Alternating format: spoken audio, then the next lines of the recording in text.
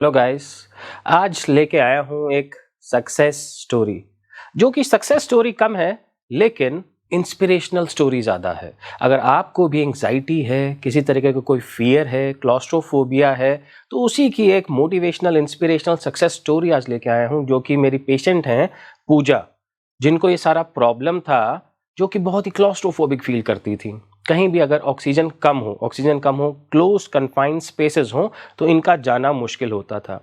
जैसे इन्होंने कोट किया कि अगर शीशे बंद कर दिए, गाड़ी में ट्रेवल कर रही हूँ और शीशे बंद कर दिए जाएं, तो एकदम से डिसओरिएंटेशन कुछ स्टार्ट हो जाता था, ब्रेथलेसनेस स्टार्ट हो जाती थी, एग्जाइटी बिल्डअप होने लगती थी। अगर आपका भी कुछ मसला ऐसा ही है तो ये वीडियो आपके लिए यूज़फुल है।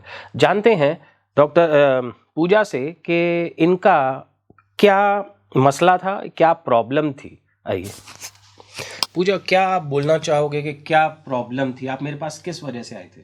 मैं आपके पास आई थी अपनी ब्रेसलेसनेस को लेके और एंग्जाइटी, बट ऑब्वियस एक सीन था।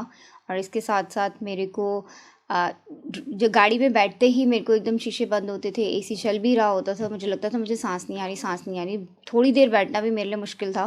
मुझे एसी के साथ में भी शीशा खोल के ही गाड़ी क्या आपको भी चलानी ऐसा पड़ती होता है थी। कि एसी ना हो तो एकदम ब्रेथलेसनेस होती है, अनकंफर्टेबल लगता है, ऐसे लगता है सब इरिटेबल सा हो गया है और मन का जो एक बैलेंस है वो आदमी लूज करने लगता है अगर ऑक्सीजन नहीं मिलती है, हवा नहीं मिलती है। इनके साथ भी ऐसा ही था। और और किसी शॉप्स में जाने में, रेस्टोरेंट्स में जाने में इतना अनकम्फर्ट था कि यहाँ तो बंद है, सब शीशे लगे हुए हैं। मतलब एक नेचुरल एयर कंडीशनिंग जहाँ नहीं होती, वहाँ पे मुझे अनकम्फर्ट था। और मुझे हर जगह मैंने ट्राई किया था एलोपैथिक, और सब जगह बोलते थे आपको डिप्रेशन है, आपको एंग्जाइटी है, ये कुछ नहीं है, ये आपका मन का वहम है, आप लिफ्ट में नहीं जा सकते हो। मेरे को लिफ्ट में भी ऐसे ही होता था, घबराहट की बंद हो गई है, अब मेरे को एंग्जाइटी हो रही है, ठीक है। अब वो मेरे काफ़ी सब आपने बिल्कुल ठीक कर दिया। और सबसे बेस्ट था कि बिना मेडिसिन्स के, बिना दवाइयों के। और आपने मुझे ये नहीं बोला कि आपको कोई, सबने ये बोला था कि ये डिप्रेशन है, या आपको साइकेट्रिस्ट की ज़रूरत है, या आप एंटी एंग्जाइटी पिल्स खा लो और फिर अपनी लाइफ लीड करो। So I came to you in these kind of a situations which is really 100%. I have overcome all these phobias. साहब, जिन्हें इन्हें लेबल किया जा रहा था कि ये डिप्रेशन के शिकार हैं, वो एक्चुअली में डिप्रेशन नहीं था, वो क्या था?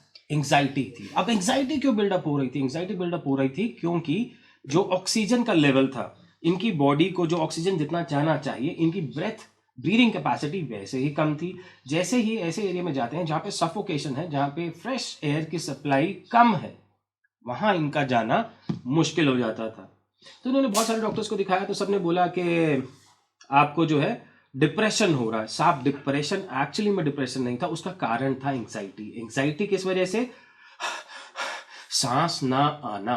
अगर आप भी ऐसे किसी व्यक्ति को जानते हैं जिसे सांस आने में मुश्किल होती हो, या ब्रेथलेस फील करता हो, या अनईजी फील करता हो, या कहीं मॉल में जाने से उसे घबराहट होती हो, तो टैग कीजिए ऐसे दोस्त को। इन सब चीज़ों का निवारण है।